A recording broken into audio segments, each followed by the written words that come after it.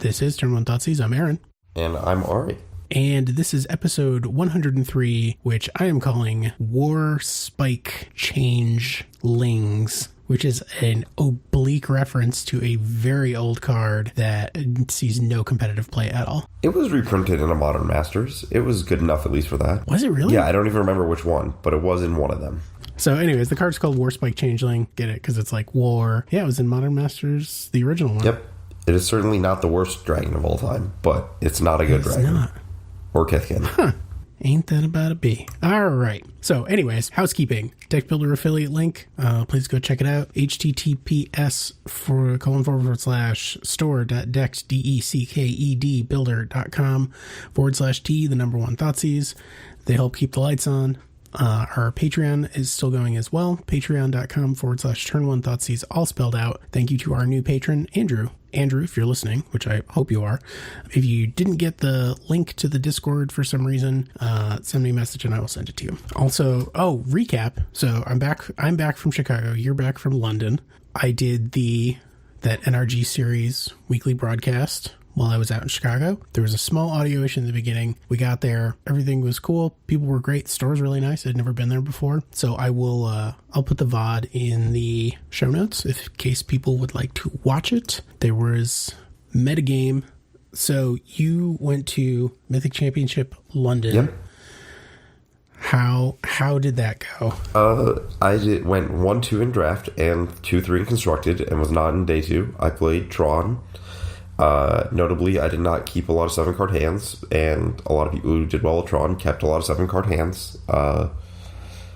Yeah, I don't know. The London Mulligan rule was, it took a while to resolve mulligans every game. It was very impactful to the format. I think that at least that plus the open deck list really skewed a lot of the playstyle of the event. I was not the biggest fan of it. I think that it is definitely a modern problem, but I don't think that it is isolated to the format. I wrote a blog post about this issue where I think that the London Mulligan incentivizes a lot of things that aren't necessarily fun in Magic, like playing games where only one card matters, or playing games where someone plays 3 spells and hopes that's good enough because the opponent doesn't answer them because they've mulliganed and they've kept a hand that just does those 3 things and doesn't have any late game plan. Or it just really linearizes the game of Magic. I'm not a huge fan of it, but I understand what it's trying to do, and increasing the number of games where people participate in lower power formats is definitely something they should figure out a way to do, but I don't know if this is the right way. Okay. Is there an alternate way that you can think of, or a way that they've tried? Because I know when they came out with this, they were like, we tried 6 different options, and we tried this one a million years ago, and it made combo decks too good, and we didn't like it, so we stopped it.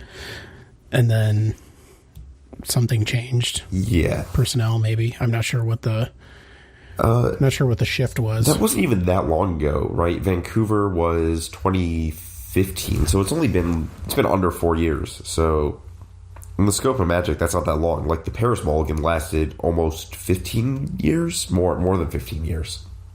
So I think that I like it if you are like reducing hand size as you mulligan the second and third time. So like your second mulligan, instead of being 7, put 2 back, is 6, put 1 back.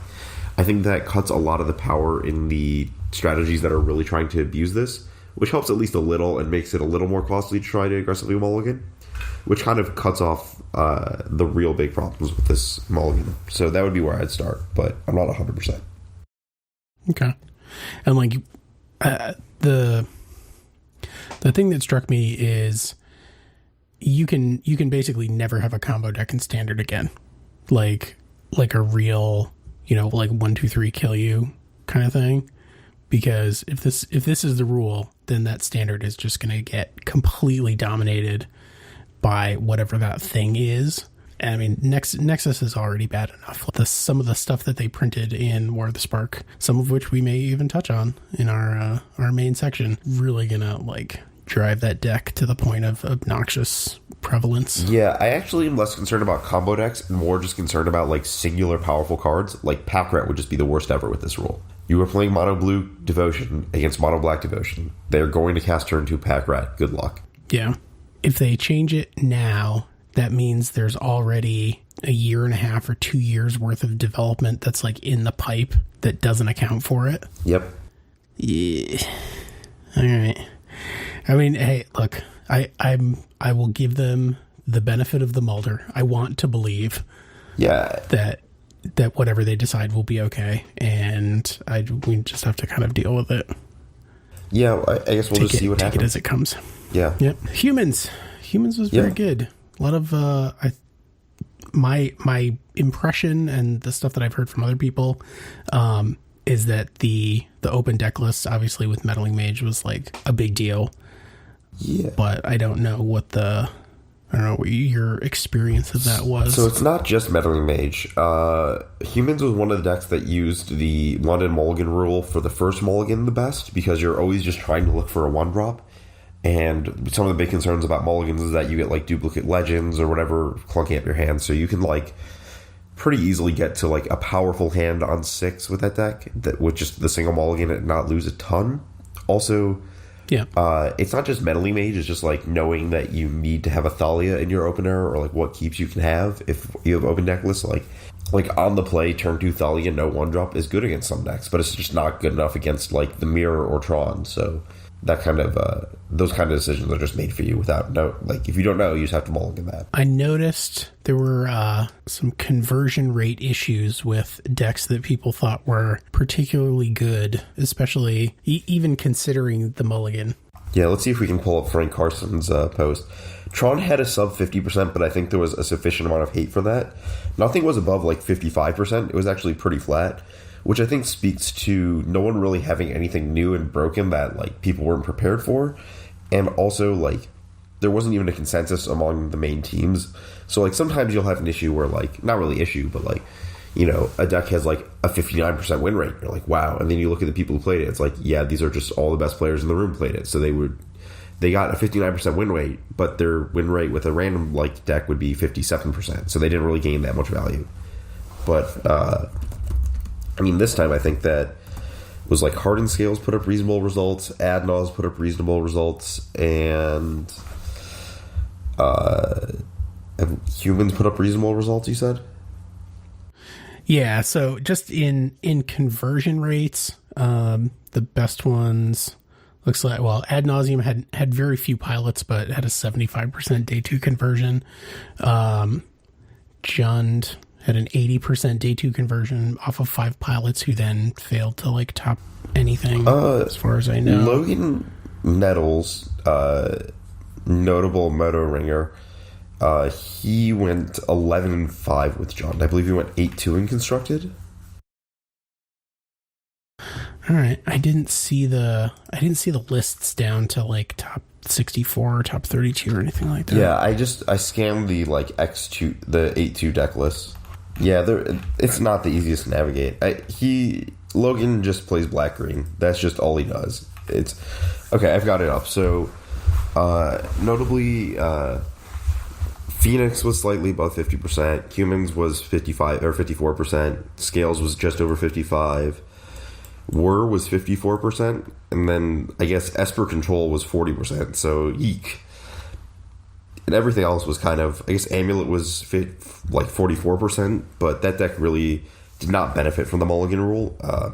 So I was talking about how Humans often gets like fine 6s. Amulets, it's still sketchy. And the problem with Amulet compared to like Tron is that when you mull to 5, you lose a lot of power. Like, you mulligan to 5 with Tron, you can still have like 1, 2, 3 Karn. You mulligan to 5 with Amulet, and suddenly your opening hand is capped at producing a turn 4 Titan with no Amulet, with just the cards you have. And you have to top deck out of that. And that's like a huge loss of power.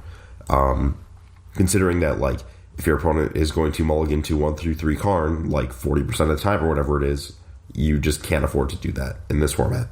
And also Amulet got a lot of range off of the fact that its opponents would have to keep medium hands, and those medium hands were beatable by the turn 4 Titans. And if your opponent just always has a good hand, it's significantly worse. Yeah. All right. So I did find them finally. But,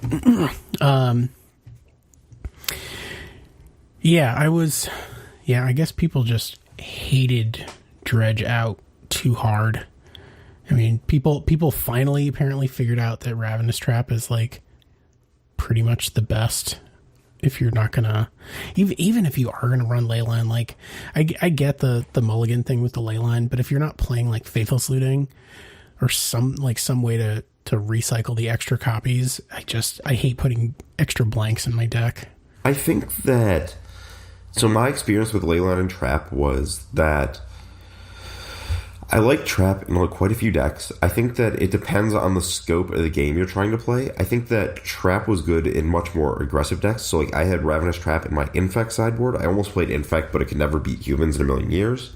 But that deck would kill Dredge if they just got the first Ravenous Trap and got a turn. But a deck like Death Shadow might need 2 turns, and Dredge could just reload, so it needed Leyline of the Void. So that's kind of the break. So I know that the mono red Eldrazi deck, which I think the top performer was 10th place Mark Jacobson.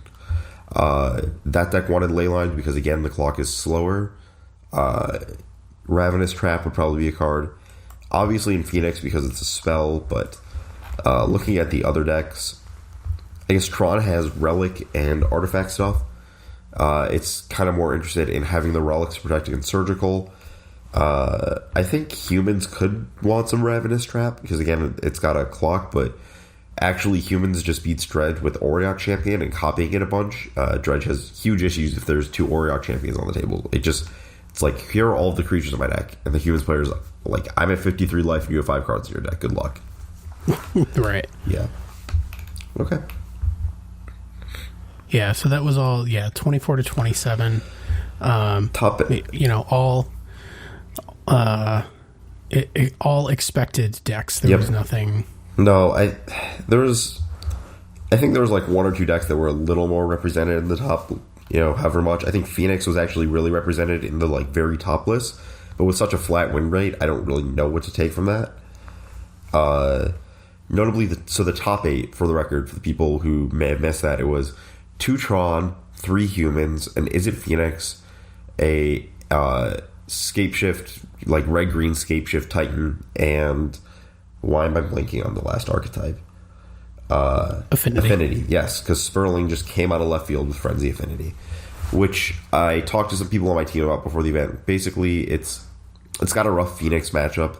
It's fine against the other decks, but it was just kind of a good choice for metagame, where the artifact deck that people were expecting was one that was beat by Shatterstorm and Shattering Spree, and Affinity's pretty good against those, but loses to like Stony Silence that not a lot of people were playing. Yep.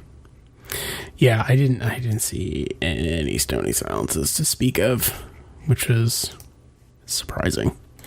Like I said, it's it was an interesting event. Yeah. The DQ thing was unfortunate. Yeah, that was not a good way for the event to kind of almost culminate, I guess. Yeah.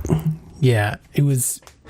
So for anybody that missed that, a player was disqualified for having marked cards, and it was basically like dinged sleeves.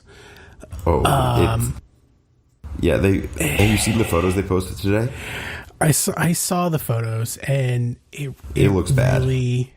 It really looks bad. Yeah, they are all things that, like, if it was like, oh, well, if like 10 of their sleeves were dinged this way, that's just how they shuffle, but 3 of their Urza's lands were dinged in the top left corner, and they were all the same, and then 3 were dinged in the bottom left corner, and they were all the same, and 3 had a thumb dent on them, and they were all the same. Yeah. And the rest of the deck did not look good at all. So yeah, and I guess it's the same thing, right? Like I want to believe that that's not the case, and it's sort of like extra strange to me if that truly is the case, and I do not have all the information. I don't know what the judges determined or saw. I mean, he went through 4 deck checks, and then they deck checked him like a 5th time or something, and pulled him on the last one.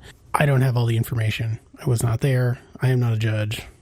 All that stuff. Yeah, same. I don't have all the information. I used to be a judge, but I'm not anymore. The best theory I've heard about the deck checks is that they noticed the issue before and were following up on it to see, like, it's a pretty big DQ, especially because this was someone who, the 8th place player in top 8 made it in because this person was disqualified. Like, that's not something you want to pull the trigger on lightly in an event. Sure. Yeah. So. Yeah, and like I said, I mean, he came out and said, he agreed with the ruling. It said that it was, unintentional, and even posted pictures of his sponsoring store, I guess, posted, the pictures of the sleeves. Yeah. It's and yeah, I'm gonna, like I said, they'll figure it out, and it sucks just all around. Yes, regardless of whether if the person's cheating, it sucks. If they weren't cheating, it sucks. It's just sucky. Yeah, it's an unfortunate situation. Yep. So the way as a competitive player, the way to avoid this, aside from obviously like don't cheat. Yeah, I mean that's.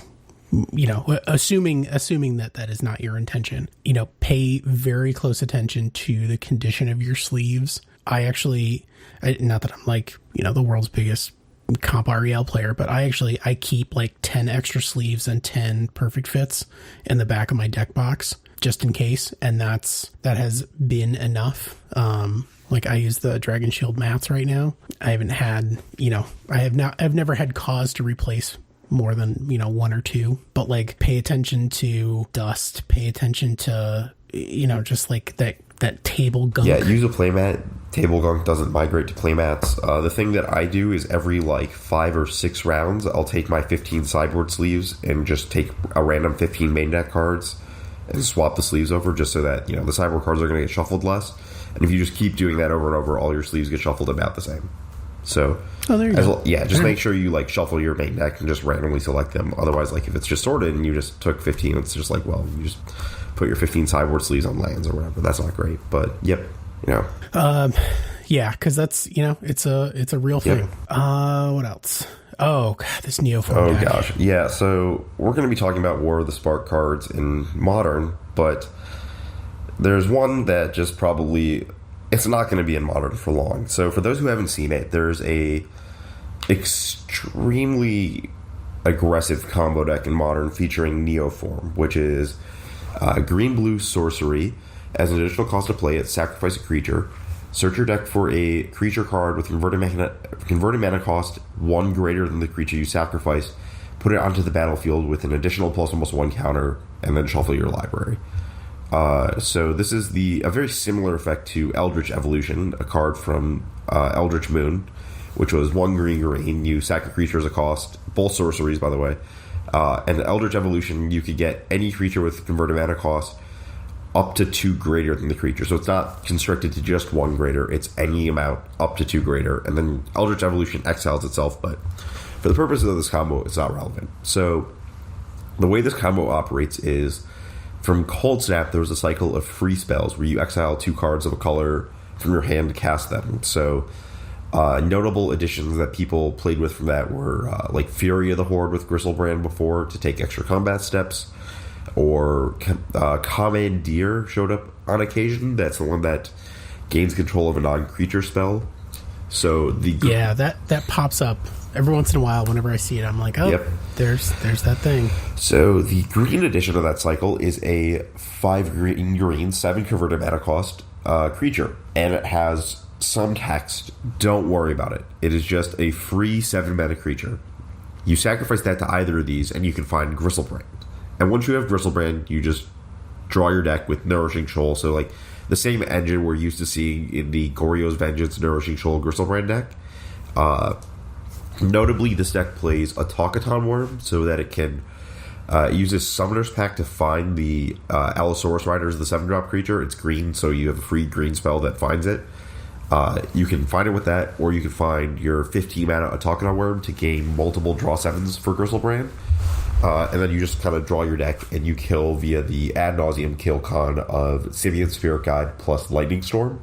So you just cast your Lightning Storm, discard all your lands from your deck with a couple back in case they have lands, and then they die.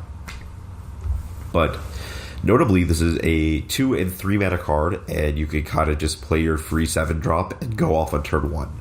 And by kind of, I mean, this is like relatively common. Yeah.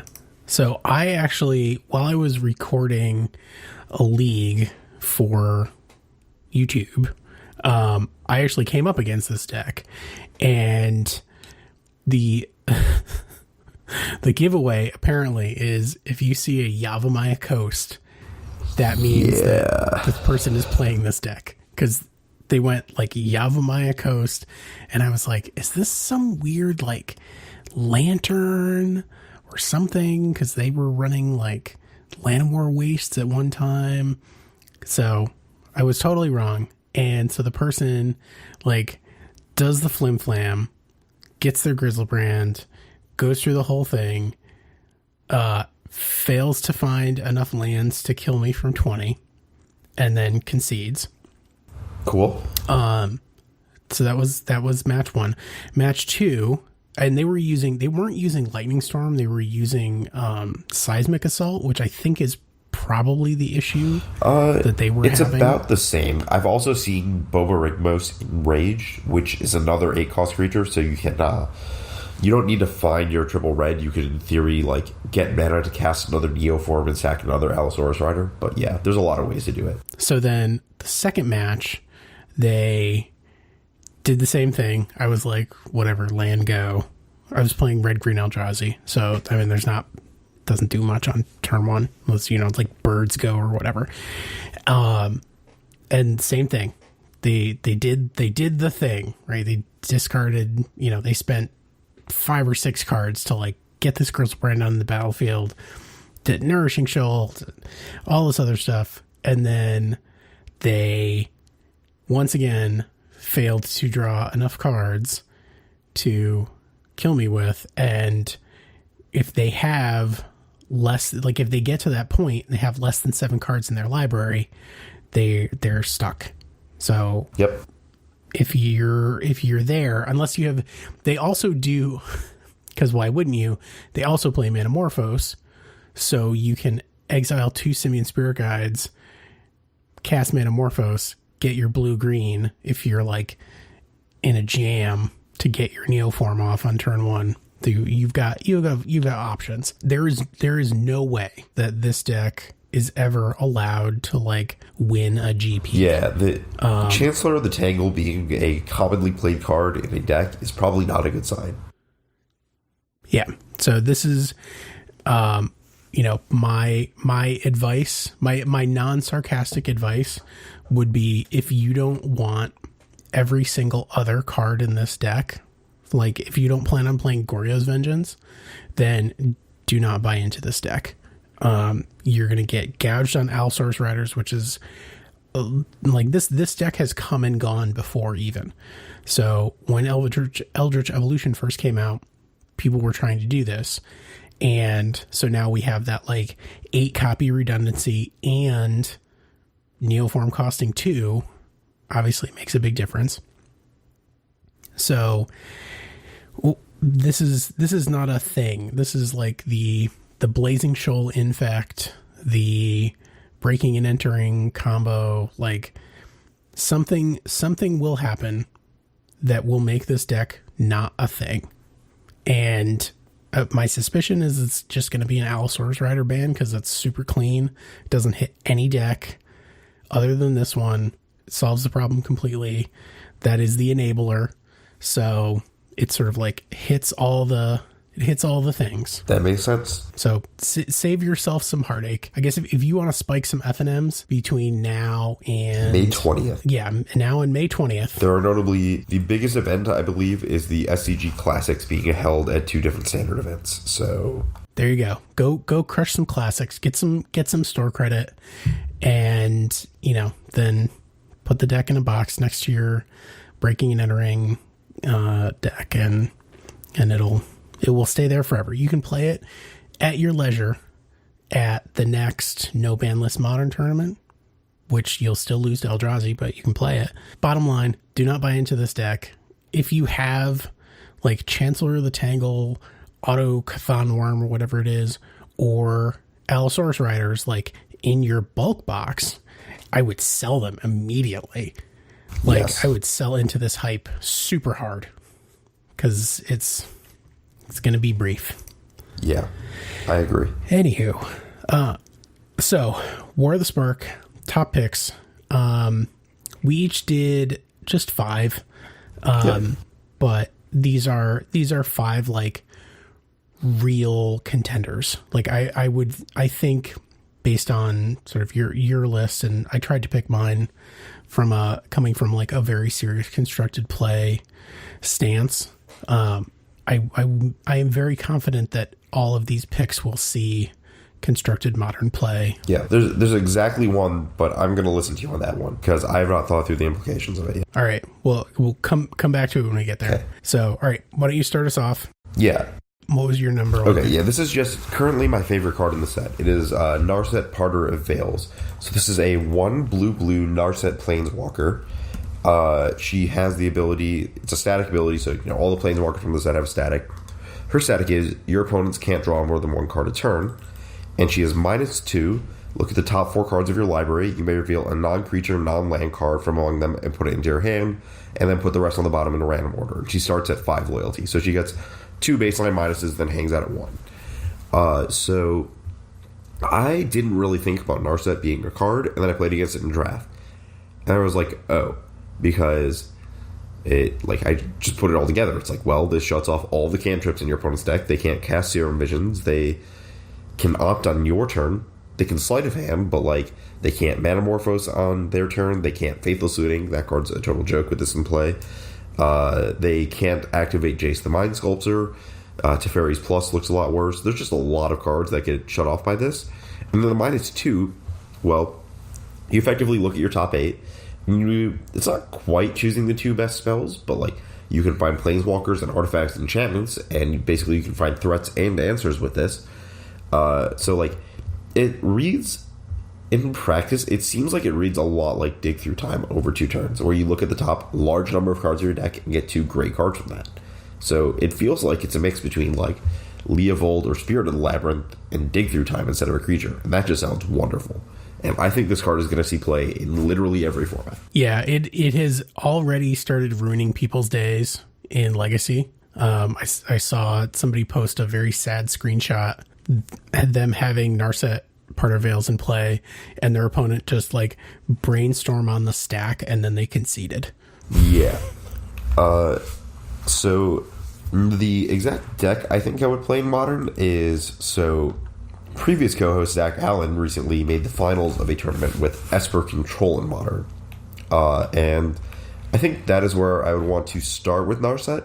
I think that she benefits from the additional density of cheap removal out of the Esper deck, because you want to establish her fairly early to cut off your opponent's card selection. And you need early interaction to do that. The slightly off the wall thing that I thought about with her was Vision Skeins. Yeah, that, or like I was talking to someone about what card? Days Undoing, or in standard with emergency powers. There's a lot of draw 7s that you can kind of break the symmetry on with her. Trying to think what other cards came up in that. There's quite a few cards that do approximately that. People haven't really found a way to pair them with like Leovold, but it might be easier if you're digging for spells with her. Days Undoing, certainly. But I was looking for instant speed. I think that was I'm trying to figure out if there was an instant speed like wheel that doesn't require 2 cards. I don't think there is. The other interaction is Vendilion Click. So if you Vendilion Click them on their turn, they don't get to draw a card when you take something. And gross. Yeah. Oh, it interacts with Thought Not Seer if they kill it at sorcery speed. Yeah. All right. So that's there's ways you can force this to matter on top of everything. Yeah. Yeah. I think it does. I think it matters just baseline. Yep. Because of the way the format is structured, like where everybody, in some way or another is trying to draw more than 1 card, or almost everybody. Interestingly, it doesn't turn off Dark Confidant. Nope. Or Ancient Stirrings. It does turn off all of the Chromatic Spheres and Stars in Tron. All right, so yeah, wide implications, inexpensive casting costs, good loyalty. Blue. I think blue, sure. I mean, even the Japanese alt art version is inexpensive as well. Oh, it is still? Which is boy. Nice. Line me up on those. For $5. Yeah, I pre-ordered a handful of them because like the uncommon ones were very inexpensive. So like I pre-ordered a set of the Davriels because I need them for Iraq. And I want to get a set of the Ashioks because I really like, I know I'm going to play that, and the art is very nice. I mean, like the art on all of them is very nice, but I was like, I didn't want to go buck wild with like pre-ordering stuff from, you know, Japan, because I like to get stuff in the mail. I don't like to get stuff 3 weeks later in the mail. Like I do have some immediacy bias. Sure. Where I'm just like, give it to me now. But those I locked in. So my number one is Ugin the Ineffable. It is mind blowing to me that people are not making a big deal out of this card. 6 mana. He is a legendary planeswalker. Ugin. Colorless spells you cast cost 2 less to cast. He starts with 4 loyalty. He has a +1, exile the top card of your library face down and look at it. Create a 2/2 colorless spirit creature token. When that token leaves the battlefield, put the exiled card into your hand. And -3, destroy target permanent that's 1 or more colors. So obviously, in a Tron style big mana deck, the very first place I'm going to put this is Eldrazi Tron. Yep. The second place that I'm going to put it is in Chalice, Trinisphere, Lodestone Golem, Modern Mud deck. Okay. That just sort of, it needed a boost, and I think this is definitely it. Cost reduction, this is, you know, we beat this drum constantly. Cost reduction mechanics are inherently broken. I'm trying to I found a really good clip of this card on Legacy that someone posted where they, like, played it turn 3 off of 2 Cloud Posts, and then their whole hand was on the battlefield. It was like, they had 2 Cloud Posts and a Glimmer Post, and then they played this, and then they played, like, Grim Monolith, and then they played Thought-Knot Seer, and then they played Walking Ballista. And that was it. That was all their cards. Yeah. So, I mean, once again, like, so the baseline of the static ability, right? Eldrazi Mimic, free. Every, like, artifact hate card, pretty much, free. The 2/2s are a big deal, because you're putting your opponent in like a really crummy decision, because they either like kill the 2/2 or, you know, interact with the 2/2 somehow, or give you a card. So like both of those things are good for you. Yeah, it's kind of a 2-for-1, right? Like they probably have to spend some reasonable fraction of a card on your 2/2, and then you just get another card out of it. It's really, having played against this card in Limited, I can ensure you that is absurd. I've seen one person play it in Modern so far, and it was on the other side of the table, and it was very difficult to deal with, because they just, like, every turn they're like, here's a 2/2, here's a 2/2, here's a 2/2. It starts at so much loyalty too. It starts at 4 and goes up to 5. Yep. Yeah. And also the spirit token looks like a manifest, because it's sort of like a manifest-esque ability, and that is also sweet. Agree. He is a rare planeswalker, not one of the mythics. Pre-ordering for $8, like, that is mind-blowing to me. So yeah, I've plenty of homes for this gentleman. Should I fire off my number 2? So this is a Finale of Promise. So this is X red.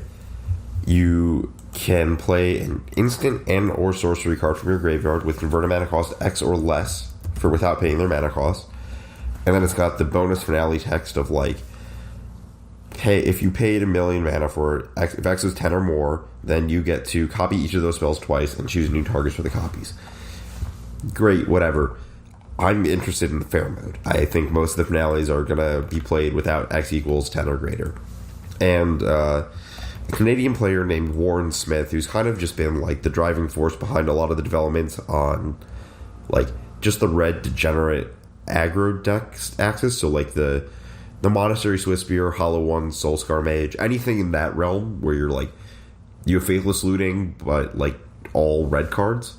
He's been working on that. And his latest is this list that I posted in the show notes. It's just Mono Red Phoenix, but it plays this card. So notably, the mix between Lightning Bolt, Lava Spike, Faithless Looting, Gutshot, and Fork Bolt, and that kind of stuff is what's enabling you to have multiple cards to target with this reliably. He is at 10 1-drop prowess creatures, so Blister Coil weird. Doesn't actually have prowess, but it basically has prowess. So you can play up to 12. This card is inherently 3 spells for Arclight Phoenix. This counts in each of the cards you cast from your graveyard. The instant and sorcery is a spell. So this is just the mono red Phoenix deck, but cutting Bedlam Reveler, basically. Oh, boy. Yeah. It's a little 5-0, 10-0 that he completed on Magic Online. Posted right there next to it. Wow. Yeah. Yeah. Nothing difficult going on here. It's just cheap spells and red creatures and some burn and this card and some Arclight Phoenixes, but it looks really effective and efficient. Yeah. I hadn't even fully processed this is 3 spells. Yeah, it's a lot. Yeah, so for 3 mana, you cast this, you get Lava Spike, You get 6 Lightning Bolt. Yep, 6 damage, 3 prowess triggers, Arclight Phoenix, they lose the game. Wow, that's brutal. Yeah. All right. Yeah, this is definitely one of those you want Leyline of the Void, not Ravenous Trap situations. Well, I think you can get away with the Surgical, probably taking one of the targets, but also if you look at this deck, so notably because you've cut Bedlam Reveler, you're actually down to only 6 dedicated graveyard cards and then 4 Faithless Looting, which is fine either way. And even then you can cast Arclight Phoenix for 4 mana the normal way. So even if you got Leyline, you're just sitting on a Finale of Promise. And there's 2 of those in your deck, 2 or 3, and they're dead, but whatever. I expect to see more of this deck. Yes. That's after Neoform, obviously. Sure. My number 2 is Price of Betrayal. I had said for a long time that I wanted 1 mana kill a Planeswalker. I wanted it uncounterable at instant speed, but that's my bias at work. Man, this is pretty close, and I did not expect it. Price of Betrayal is single black for sorcery. Remove up to 5 counters from target artifact, creature, Planeswalker, or opponent. Most Planeswalkers don't go above 5 loyalty for their first plus. It's sorcery speed, but you just untap and cast this and kill their Planeswalker. Yeah. So I got a lot of my wish. And the upside, Chalice, if you're locked out under Chalice on 2, you can use this to take the counters off the Chalice. It doesn't destroy the Chalice, it just turns it into Chalice on 0, which is I guess kind of awkward, but it's actually, so usually at least War Prison, if Chalice 0 is good against them. So if they're Chalicing 2 to lock out your Assassin's Trophies or whatever, and you Price of Betrayal, then they're down to a Chalice 0. They're locked out of playing more Welding Jars, Mox Opals. They have to pay a colorless mana to cast an EE to kill their own Chalice. They can't EE for 0. This card also kills Tezzeret, Agent of Bolas in that matchup. I think this card just does a lot of little things that are pretty nice. Yeah. The other big thing, because I saw people just get hammered by Hangerback Walkers in Hardened Scales. Yep. If your opponent does not have a Ravager in play, this just very cleanly answers most Hangerback Walkers. Let's see, turns off Pyromancer Ascension if you get a chance to. Yeah, I mean, yeah. Once Pyromancer Ascension is online, you're on a pretty quick clock to lose the game as soon as your opponent starts casting any spells. But if you do get to untap, this will certainly take care of it, or at least force them to rebuild. Kills Gemstone Mine, or is it? It doesn't target lands. Never mind. Doesn't target lands. I thought of the same thing. There are some things that do care about having a whatever counter. Penthead Prism. Yep, Penthead Prism. Yeah, this really messes up ad nauseum. Yeah, attacking ad nauseum mana is one of the most effective ways. Notably, also it says opponent, so unfortunately you cannot take infect damage off of yourself. But yeah, I thought about that too. But you just wait for Energy Masters 2027. Yeah, God, I don't know if the nostalgia cycle is long or deep enough to result in them revisiting that mechanic. I think we're probably locked out of Kaladesh for a good while. That's good. That's just good. It's definitely a sideboard card. I will say that unless the format changes drastically to the point where people are just all in on Planeswalkers or things that have relevant counters on them. Have you dug for what can you Vampire Hexmage in this format that matters? And this is another copy of that has a little more utility, I guess, or at least is a little cheaper. I don't think there's anything right now, but it's worth noting that this is another copy of a very similar effect. I remember people were running, what is that stupid card? Hex Parasite for a little while. Yeah. And I can't remember what they were running it against. I can't either. I do remember that, though. Might have been Anti-Chalice again. Yeah, could be. All right, so this is like weird toolbox deck. Yeah. It was in the Martyr decks so that you could kill Planeswalkers with a 1-drop that you tutor up with Ranger of Eos. Oh, okay. Yeah, that's what it was. All right, so not really playing Hex Parasite, but like I said, I think having this available in your toolbox will prove very useful, and even just from a color perspective, like black has a lot of trouble dealing with artifacts, dealing with planeswalkers, that kind of thing. So to have this as sort of like either a color pie bend or a color pie development is notable. Okay.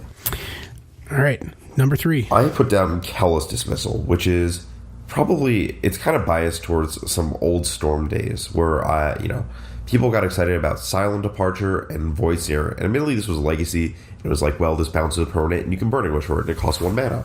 That's great. Well, Callous Dismissal, if you compare that to the regularly played Echoing Truth, this one bounces a permanent and makes a creature. There's plenty of times where making a creature is a really relevant upside. So, I don't quite know where it goes, but it's just, every time they print a card that bounces a permanent for relatively low cost and has some upside, it's worth thinking about, what does this upside mean? Because there's a lot of times where you're playing a combo deck and it comes down to dealing with a hate card for a brief amount of time. And sometimes the upside you want is bouncing a creature. Sometimes it's Unsubstantiate, which bounces a creature, doesn't give you a creature, but it bounces your Grape Shot off the stack or whatever. So, Storm would want that, but it's very reasonable to imagine a deck that wants to play Callous Dismissal as its bounce spell. Yeah, I'm trying to think. Amass is one of those things that is interesting. Having spells make creatures, like you said, is a relevant upside in a lot of instances. I'm thinking of it like hard casting Simian Spirit Guide, right? You don't want to do it because you want to use that as a mana source, but if it comes down to it, sometimes you just need a body. The other Amass cards, it's a 1/1 first strike that dies and gives you an Amass 1. This notably puts a counter on Univolt if you would like to do that. Oh, okay. An army card. Zombie army creature token. So zombie army is a creature type? Yep. Oh, army is a new creature type. There we go. Huh. Okay. Relevant. Yeah.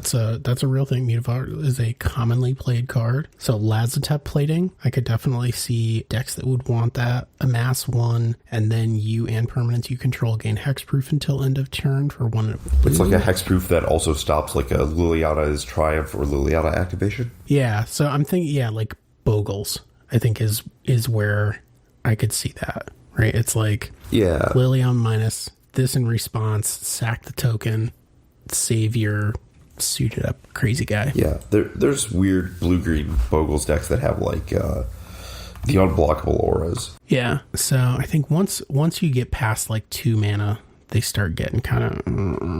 Invade the City is kind of in range. 1 blue-red sorcery, Amass X, where X is the number of instant sorcery cards in your graveyard. Yeah, it scales. All right, I can see that. There's a 3 mana creature that it's 3 mana for 2 power, 2 toughness over 2 bodies, but also gives your zombie tokens Death Touch. Yeah, I think that past that point, it's a little... I guess Commence the End Game is a card draw spell, but that costs 6. And that's just not... Bottom's not about 6. Yeah, spell can't be countered. Draw 2 cards and Amass X, where X is the number of cards in your hand. It's... I don't know. Maybe that's a one of Mono Blue Tron. You're Yeah, but anything can be a one of Mono Blue Tron. That's for you. Yeah, that's fair. I mean, shout out Shock Trooper, yeah. keeping it real for literally ever. Yes. Yeah. Huh. Anyways, so interesting little mechanic, but Yep. Bounce and get a creature is a thing. Yeah. It's a thing that some decks want. And it's any non-land, so it covers enchantments, which is basically all you ever want, like these non-land bounce spells to like definitely cover is enchantments and artifacts. Like the creatures you can find whatever for, but if it counts the enchantments and artifacts as well, that's the big deal. Your 3. So my number 3 is Ugin's Conjurant.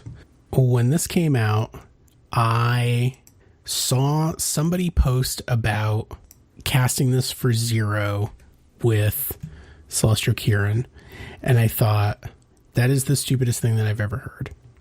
And then, as is sometimes the case, I thought about it a little more, and I was like, or is it the smartest thing I've ever heard? Yeah, notably, so the text on this card is X Spirit, card type Spirit, and really you don't have to read the rest of the text, because all it is, you're casting for 0 mana in Modern to trigger Celestial Kieran, which notably doesn't say non-land on it. It says destroy all permanents with converted mana cost equal to the cost of the spirit you cast. So if you cast Ugin's Conjurant for 0, you destroy all lands. Yep. The first place that I went with this is way back to like functionally the beginning of time, right? So back in 96, probably. Oh boy. Ish. Did the internet even exist? That's pre-time. Yes, that is before the I mean, there was still the printed word. Like these deck lists were printed in magazines. So there was a very old deck called Armageddon, which was basically let me start here. There was a time when a 4-mana 4/5 with a downside was one of the best creatures that you could possibly play. Clearly, that was a long time ago. Yeah, to put things in context, this card was reprinted in like 2001, and it wasn't even good then. Yeah, they reprinted in like Judgment or something. Oh my. Yeah, 96. This was at the very first Pro Tour in 1996. So Arnhem Djinn is a 4-mana 4/5.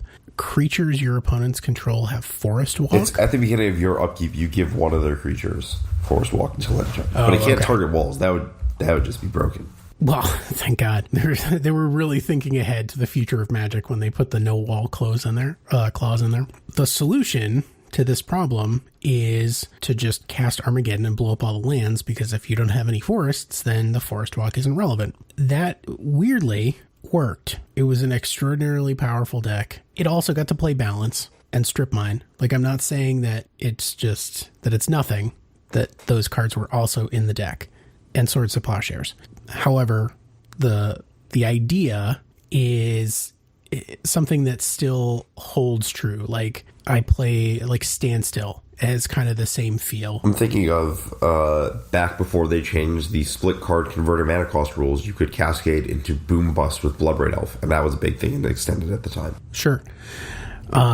So the key to these kinds of decks is you have to be ahead on board when you go off, because so like if you're playing Standstill and you go like Delver Go, and your opponent does something that is better than a Delver, and you untap and cast Standstill, then you're kind of sunk, right? Like, the problem that I used to run into with Standstill is you would be playing against a Deathrite Shaman, and eventually their Deathrite Shaman is going to probably kill you if your Delver doesn't flip, and you're restricted to like blind flipping and all that sort of stuff. So the same thing happens with Smallpox decks, where like you really have to sort of pick your spot where it's going to have the maximum impact. And I've run through 7 versions of this deck so far, and I have the most up-to-date version played with any success. So Ancient Stirrings, because you need to reliably find, right, like it's a 2-card combo, you need to reliably find the piece, and since it's colorless, Ancient Stirrings is the best dig for that. Plus it'll also get you a land if you're like in a bind. So have you considered Oath of Nisa or Adventurer's Impulse, or is 3 cards just too few? I ended up doing 4 and 3 Ancient Stirrings to Oath, because relevant Oath will get you the other piece. Sequencing it takes some finesse, because you don't always Like you need to figure out what you actually need at the time. I also looked briefly at Bond of Flourishing, which is a new one from War of the Spark. It's 2 mana top 3, but you can reveal any permanent and put it in your hand, and you gain 3 life. Yeah. So I don't know if that like gets there, but it was interesting to think about. Yeah, blue mana could also give you Talaria West to find Ugin's Conjurant. There's a lot of like little ways to put stuff together. Mulch turned out to be the best card draw. Okay. So 2 mana, reveal the top 4, and put all the land cards revealed this way into your hand. You are running 24 or 25 lands often. You know, this can be a 2 mana draw 3. You need some kind of mana dork, probably Noble Hierarch, because you can certainly go turn 3 Celestial Kirin, Ugin's Conjurant for 0, and then you can just ride the Exalted Trigger Celestial Kirin to victory. It is a flyer with power and toughness. So that's also an option. I did start to dig a little bit deeper. Oh, and Life from the Loam, Ramanap Excavator, Knight of the Reliquary. Like these are all threats where the number of lands in your graveyard either matter or they interact with cards with lands in your graveyard. Those all seem to be fine. I did start to dig a little bit into some of the Kamigawa block spirits, and I actually found one that I want to try. There was 2 spells from Kamigawa that I want to look at. The first one is for the sideboard, Wear Away, which is just it's green disenchant, but it's arcane, so it will still trigger Celestial Kirin and blow up all the 2-drops.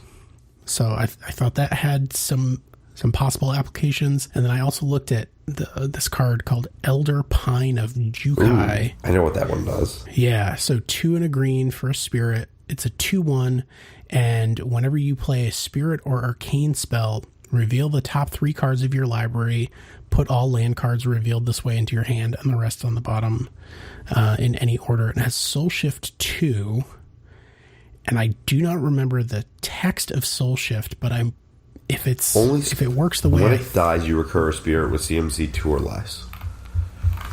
So you get can back your Conjurant. Use this to get back the Ugin's Conjurant. All right, so like I'm into that. Because it doesn't have the reminder text for Soul Shift, and I was like, I don't remember if it's exactly 2 or not. But yeah, anything that's gonna put you on the plus side. I am considering if I can find a way to get Restore Balance in there. I'm not totally 0 to have that, but it's tough because the green and white like free spell cards are awkward. Yeah, also Restore Balance is kind of like the biggest thing that you're always trying to balance is creatures. So if you have creatures, it's like not even guaranteed that you'll keep them. It's kind of sketchy. But that's pretty much what I came up with. I split it off into a couple of branches. There was a branch that had Thalia just for like extra pain for your opponent after they've had their lands blown up. And so like small Thalia, obviously mainly for spell-based decks, but big Thalia when they're trying to rebuild and all of their creatures and most of their lands come into play tapped after an Armageddon is a real backbreaker. And I got beat up hard not playing against this deck, but playing against her. It's just, that card is really good, and I don't think people fully appreciate that. Yeah. This also, just looking at some of the older lists, this list also had the Vraska Swarm's Eminence Basilisk Collar Walking Ballista combo kill for some reason. That was quickly taken out because it doesn't work in this deck. It does work, not here. Ooh, that's interesting. I didn't think about that. Wow, what? The Vraska kill there? So it's... Oh, yeah. Yeah, so that's the new hybrid Vraska that whenever a creature you control with a Death Touch deals damage to a player, Planeswalker put a counter on it. So if you give a Triskelion or a Walking Ballista Death Touch, you remove a counter, deal damage, get a counter. Got it, cool. Give him the old Fungusaur.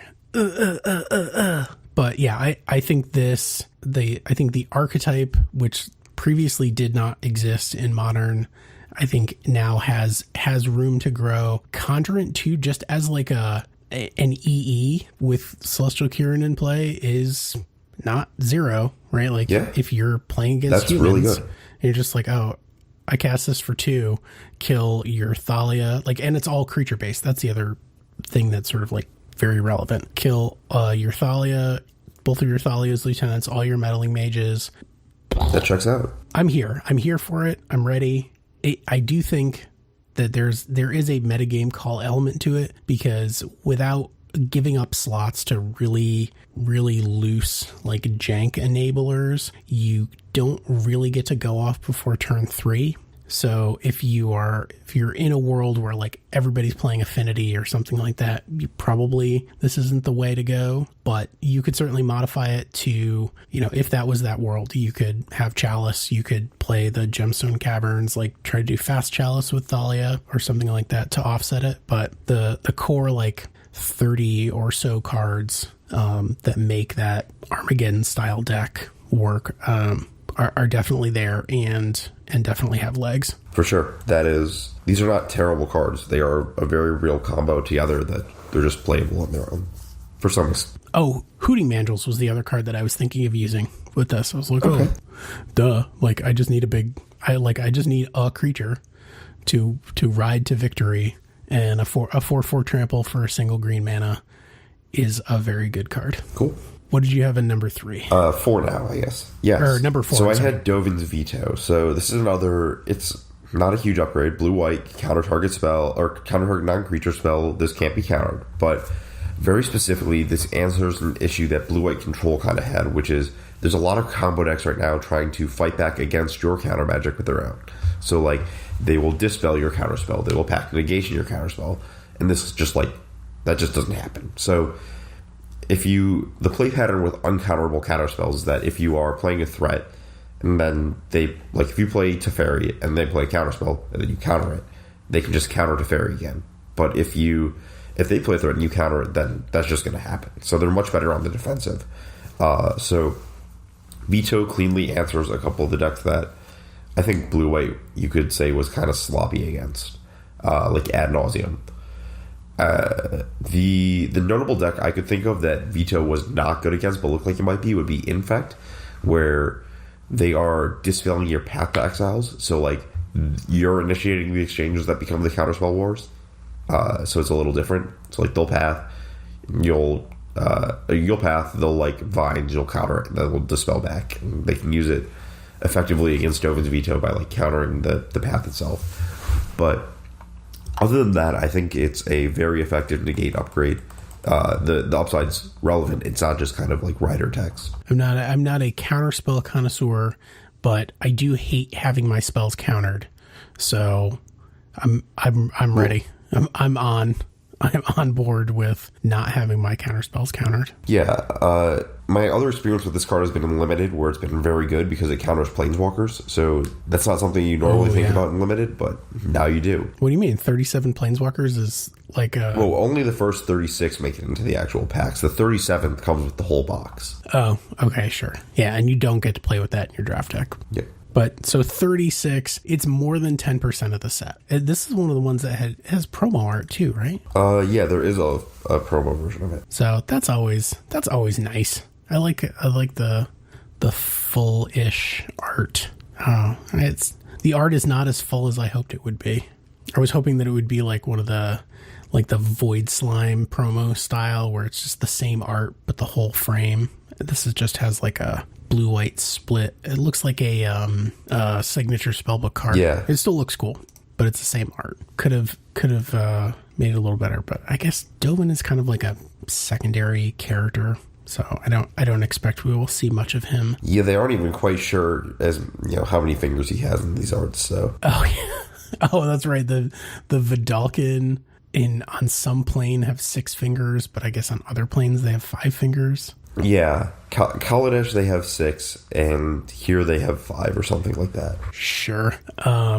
Yep. I got nothing beyond that on that. Cool. Same. Your 4. My 4 is Vivian's Arcbow. Vivian's Arcbow is 1 green for a legendary artifact that reads: X tap, discard a card, Look at the top X cards of your library. You may put a creature card with converted mana cost X or less from among them onto the battlefield. Put the rest on the bottom of your library in a random order. A lot of people initially saw this and went survival. Survival of the Fittest is a super busted card from like way back in the day. We've gotten a number of fixed versions of survival over the years. Evolutionary Leap is kind of like a version of fixed survival. I guess Eldritch Evolution was based off of Birthing Pod, which is another fixed survival. Right. It's like, but like if it's not fixed enough, you get Birthing Pod, and then that gets banned. And then if you kind of like overshoot the mark, you get Evolutionary Leap, which really isn't playable. So it's a tough effect to balance, but darned if we don't just keep trying over and over and over again. So the card this reminds me of Collected Company. You're digging for ideally, I think I did the math, and the sweet spot on this card is about 4 mana, where you're very likely to hit something when you pay 4 with like a normal curve. But that might be a standard deck. So I haven't redone the math for like modern decks.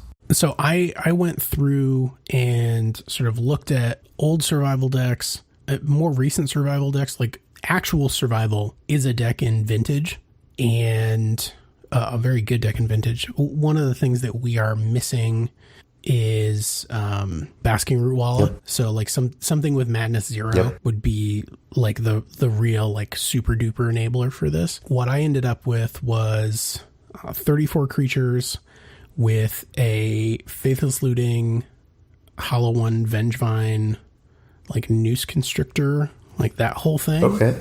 The way that it plays out is some of the time you like, depending on what your keep is, you can either like basically play Hollow One, or you get a Noose Constrictor and you just like dump your hand. If you have a Vivian's Arcbow, you can activate it for 0 just to discard a card. Okay. So like 0 tap, discard your Vengevine, cast 2 1-drops.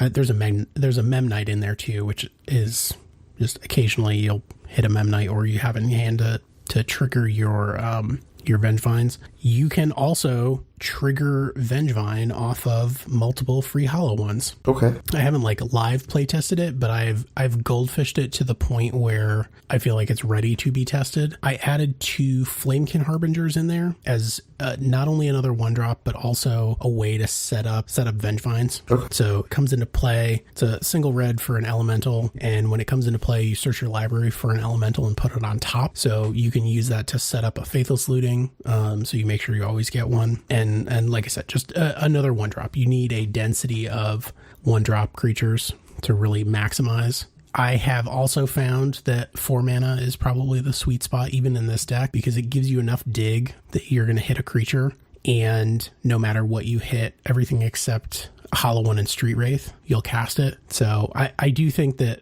most of the time 4 is going to be like the ideal. Yeah, it's kind of like it's a early discard outlet, but also an end game card. Got it. So other than that, the structure of the deck is just, it's 1 Memnite, 4 birds. The only reason there's birds instead of Noble Hierarchs is your mana dorks have to be able to make red. Yep. So that's sort of like 4 Flameblade Adept, secretly the best card in Hollow One. Card just does overtime in this deck with Noose Constrictor, because you may be able to just 10 somebody over like 2 or 3 turns. Yep, double up your discard damage. The 2 Flamekin Harbingers, Greenbelt Rampager, which is my favorite Vengevine enabler. This was from Ether Revolt. It's the green for a 3/4 elephant, and when it enters the battlefield, you get an energy, and then you either pay 2 energy or return it to your hand. You're obligated to pay if you can, but basically, if you have not cast this card before, you get to guarantee 2 casts. Yeah, so like Bouncy Elephant, and then eventually you get a 3/4, which is also very good. Insolent Neonate, Enabler, Noose Constrictor, Enabler and Threat randomly has Reach. So it's a 2/2, you discard a card, instant speed to give it +1/+1. Obviously, the discard outlet is mainly what we're looking for, but also just a threat, something that can profitably block small flyers. It's a good all-around card. And then payoffs, obviously, for Vengevine, for Hollow One, for Street Wraiths. Deck originally ran 19 lands. I added the Street Wraiths, and 19 still kind of felt heavy. Pulled out a land and added I think another Greenbelt Rampager or something, another enabler, and then 4 Faithless Looting, 4 Vivian's Arcbow, and 18 lands. I'm excited to give this one a shot. Madness and the sort of those related things are some of my favorite mechanics. So I have fingers crossed that that Madness makes a comeback in Horizons, and we'll get more Madness creatures. It'd be very exciting to me. I'm kind of interested to see what we get in that set. All right, rounding up top 5 for you. What do we got? Okay, the last card is Bolas' Citadel, and I'm kind of obligated to talk about this card as, you know, Storm has been a deck that I've liked a lot over the past years. So notably, whenever we get a card like this, the thing you always have to remember is that in Modern, there's no black rituals. They stopped printing those in Torment with Cabal Ritual. Was the last one that I can remember. So you are struggling to make aggressive, like, fast mana in black, unless you're going for artifact mana, which is Pentat Prism and Lotus Blue. From there, people have started trying Trash for Treasure. Emma Handy played a list with this on like one of the SEG Live videos this week, and it looked interesting. The kill condition was Aetherflux Reservoir, so you just like get to cast your spell at the top, gain a bunch of life, which then lets you cast your next spell. But I think the thing that she didn't have, so she had Noxious Revival in her deck, which is really good with this card because you just pay a life from the top of your deck because you don't have to pay for Xing mana, you just pay the one, like actual mana with life somehow. Then you put a card back and you can immediately cast it, so it's just, you know, 1 life regrowth. But if you have 2 of them at an Aetherflux Reservoir, you play Revival off the top of your deck and put back Revival, and you play Revival off the top of your deck, and that's just a loop, and you gain infinite life. So obviously that sounds like a 4-card combo, but the first card says that you can play your library, so I don't think it's quite as difficult as people think. The concern I have is finding enough ways to clear lands off the top of your deck, but it looks like her list has Chromatic Star and stuff, so you like play those for free, and then you get to sack them to draw a card if there's a land up top, and then you get to the next card. So how do you... Got it. Okay. Never mind. Sorry. The Aetherflux Reservoir gaining a life was the piece that I was missing. Yeah, the part that isn't just deal 50 to them. It's not actually Storm. There is a life gain part. Got it. Yeah. All right. So I'm excited. And that card will see play in other formats. You can find it with Tinker. You can cast it off Dark Ritual. So we'll see what happens with that. I mean, somebody, if it can be broken, somebody will break it. I guess also worth noting is that this is a Mox Opal combo deck, which is something that really, if you look at older formats, has pushed Mox Opal over the edge, and like Vintage with Paradoxical Outcome, and just having that for the first time in Modern is a big deal. Oh boy. Yeah, fun for everybody. I've said it before and I'll say it again. Modern is the format of unintended consequences. Yeah. And I think that will continue to be the case forever. Yep. Let's see. Oh, so my last one is Blast Zone. So far, there have been 2 decks that 5-0'd competitive Modern leagues with main deck Blast Zone. When I initially saw this card, I wanted to put it in colorless Eldrazi or like that, you know, colorless mud deck. And so I assumed that other people would think that too. Probably the colorless Eldrazi, not the other deck. But neither of the decks that 5-0'd with it in the main are that deck. And so one of them is Mono Blue Control. Okay. Which is it's a Magic Online user, Benny Hills with a Z. Okay. Snapcaster Mage, Thing in the Ice, Cryptic Command, Logic Knot, everything's good here. The single Set Adrift, a 1 of Remand, a main deck Surgical Extraction, an Unsummon, which is a strange choice. Because, like, Vapor Snag exists. Maybe they're interested in unsummoning their own Snapcaster Mage. That's what I got. Could be. Okay. All right. I guess that's not 0.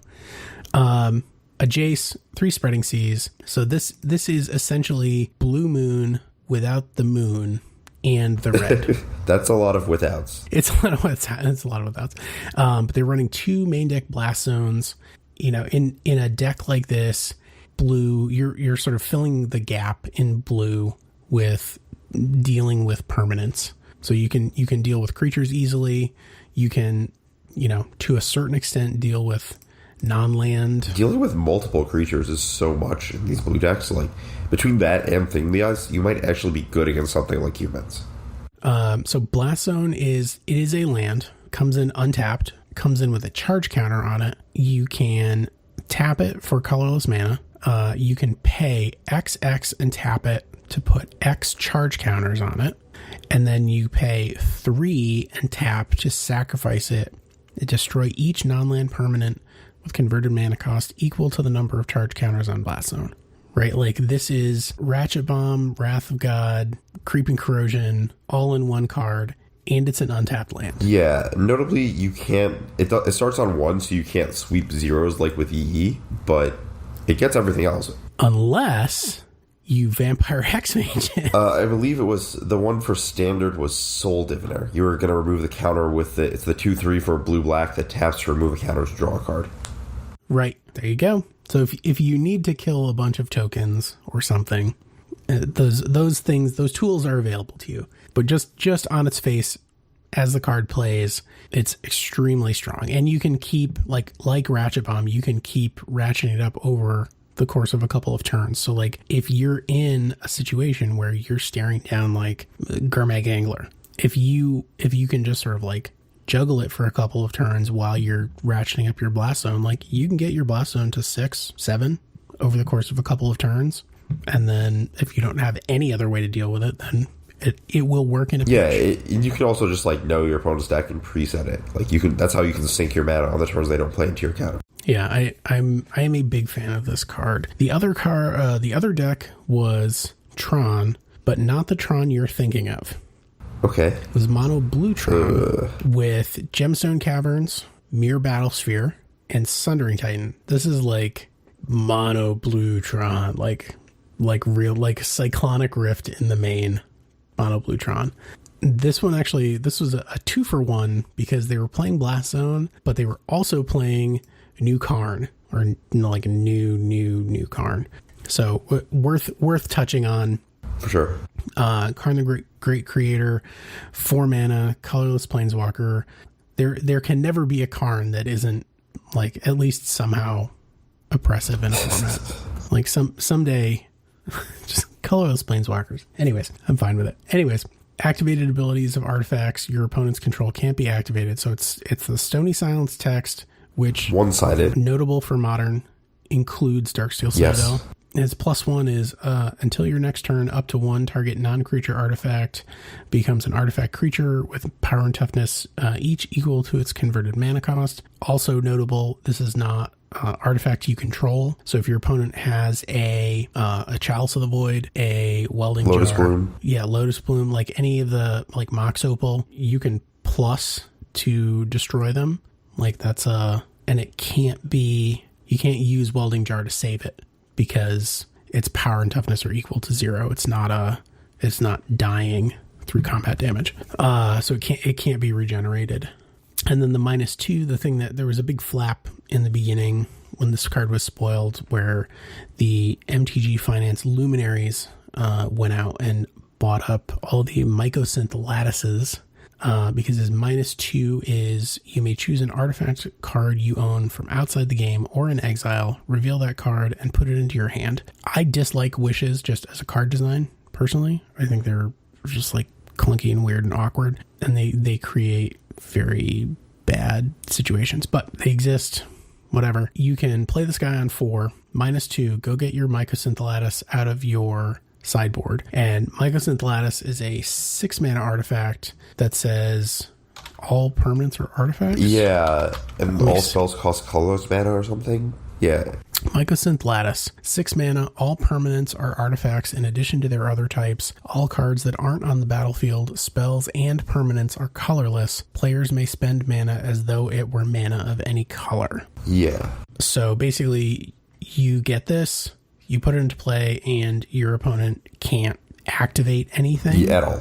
That includes lands. Right, so no mana, and they just have what they have on the battlefield. Yeah. There are a couple of situations where, like, that isn't good enough, and a lot of them, ironically, have to do with, like, opposing affinity players, because, like, you can go through all of this, then they're just like, oh, okay, well, I already have something with a cranial plating on it, and I'm just going to kill you with it. Yeah, well, so the other side is, you can just get in the Ensnaring Bridge with this. Sure. Yep. That is a real thing as well. So you do have the option of the sideboard toolbox. You can also use this with serum powder. You just like serum powder, exile the artifact that you want, and you can use this to pull it back. So like that's kind of gross. Somebody will get you at this and you will be unhappy about it. So eventually it'll be like, I think the trajectory for this is exactly the same as like Madcap Experiment Platinum Empyrean. Yes. Where like it happens and people are like, oh man, this is great. And then people just realize that like, oh, I can just path the Platinum Empyrean and then just continue to play the game. Like it'll be the same thing. They play Karn and they're just like, I will kill your 4-mana Planeswalker. Okay, let's continue with the game, I guess. Right. Or you just like, right. So you like float a red, bolt your Karn. Okay, good. Like got it. Good job. Or like float 2 mana, braid your Mycosynth Lattice. Like let's go. So just bear in mind that it is annoying. It will get you occasionally. It is easy to prepare for as long as you sort of know that it is a possibility. It's expensive. You have to pay 4 mana one turn and 6 mana the next turn. That's a lot to ask for in Modern. It is. Yeah, I mean, but if you also just like win the game, sure. Like people have played 10 mana win the game before. That Ulamog is played, yeah. Those are the immediate places. Apparently, the Blast Zone found a home, but I could see this easily making its way into any probably 2-color deck. I don't know if you're in a 3-color deck if you really want like a colorless land that doesn't do something like quickly, like even playing like Ghost Quarter, Field of Ruin, that kind of thing in a 3-color deck is tough. So I think this occupies that same utility space in a 3-color deck, and there's probably other ways that you can deal with those permanents. Having it in your 75, I'd be very surprised if you were like, this Blast Zone, it's the worst card in my deck. Yeah. So before we get to the Spice Rack, you can find us on Facebook, facebook.com/Turn1Thoughtseize, all spelled out. You can follow us on Twitter. I'm at T1Thoughtseize. Ari is at ARMLX. You can watch a stream at twitch.tv/T1Thoughtseize, sponsored by our friends at Card Hoarder. You can see our YouTube videos at youtube.com/Turn1Thoughtseize, all spelled out. You can read my columns at blog.cardkingdom.com. You can read Ari's columns at starcitygames.com. You can become a member of the Thoughtseize Cabal at patreon.com/Turn1Thoughtseize, all spelled out. And you can see all of our content on Turn1Thoughtseize.com. Okay. I want to talk about Contentious Plan. So we talked about Price of Betrayal, right? As a way to KO Chalice of the Void. Well, recently in Legacy, we saw people sideboarding Throne of Geth to take up their opponent's Chalice of the Void from 1 to 2. Contentious Plan is a blue card. It does the same thing. And in Modern, there's a lot of stuff it can do that's similar. So if your human's opponent has Ether Vial on 3, you can take it up to 4 and basically destroy it. You can take up Chalice of the Void and then also just take up all of your own permanents.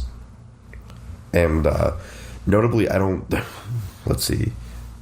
You had Tezzeret's Gambit at 3 mana and a Phyrexian before, but moving it down to 2 starts putting that into like, this is a real thing you can do range. Yep, I have a lot of affection for this card. This was in my top 10 less serious picks, because I do think it's an interesting effect and has the potential to be very powerful. It'll just play. It needs testing. Like I need to be able to get somebody enough times where I can go, all right, I will not play this card, but I will definitely give it a shot. That's what we got. Thanks so much for listening, and we will talk to you next time.